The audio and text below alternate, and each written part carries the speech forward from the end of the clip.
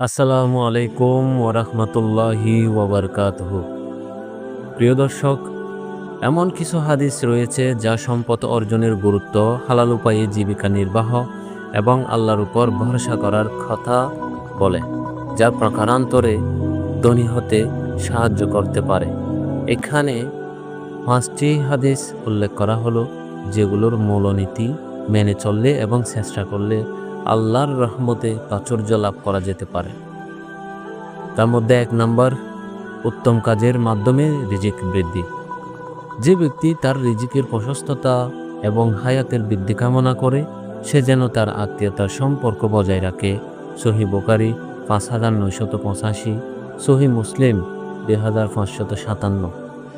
এই হাদিসটিতে আত্মীয়তার সম্পর্ক বজায় রাখার গুরুত্বের কথা বলা হয়েছে।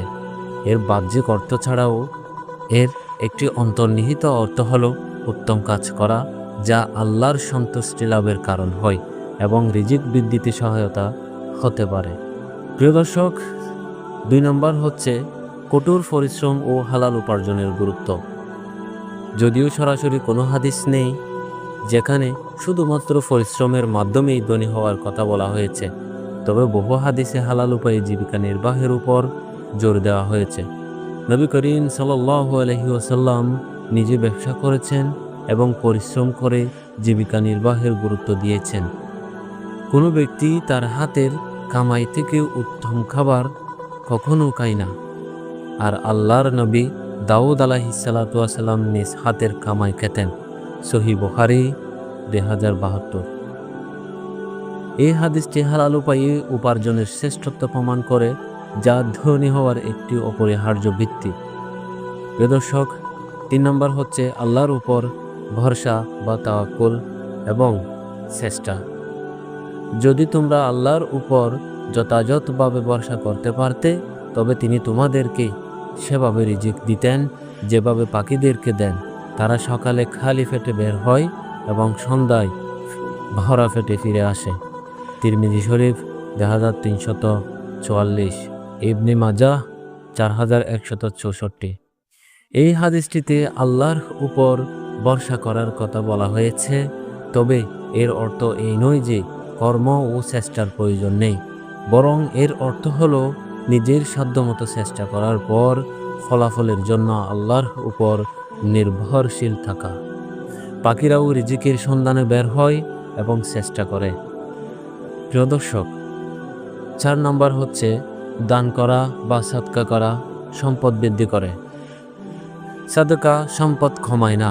সহিহ মুসলিম 2588।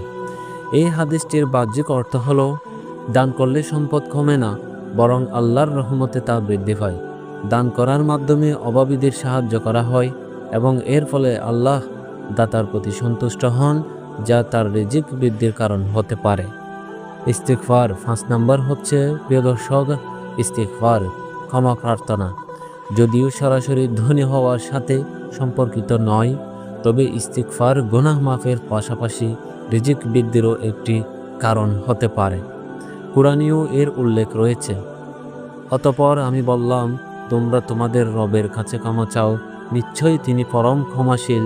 তিনি তোমাদের উপর প্রচুর বৃষ্টি বর্ষাবেন এবং তোমাদেরকে ধন সম্পদ ও সন্তান সন্ততি দ্বারা সাহায্য করবেন এবং তোমাদের জন্য বাগবাগিচা তৈরি করবেন এবং তোমাদের জন্য নহর প্রবাহিত করবেন। সূরা নূহ 71, 10-12। এই আয়াত থেকে বোঝা যায় যে ক্ষমা প্রার্থনা রিজিক বৃদ্ধির একটি মাধ্যম হতে পারে। নবী সাল্লাল্লাহু আলাইহি ওয়াসাল্লাম জীবনেও ইস্তিগফারের গুরুত্ব দেখা যায়।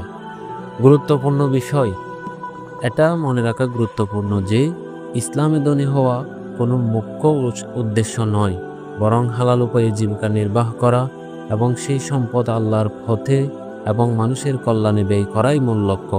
এই হাদিসগুলো আমাদের সৎ পথে থেকে চেষ্টা করতে এবং আল্লাহর উপর ভরসা রাখতে উৎসাহিত করে, যা প্রকারান্তরে আর্থিক প্রাচুর্য এনে দিতে পারে। তবে ধনী হওয়া বা না হওয়া সম্পূর্ণরূপে আল্লাহর ইচ্ছাধীন।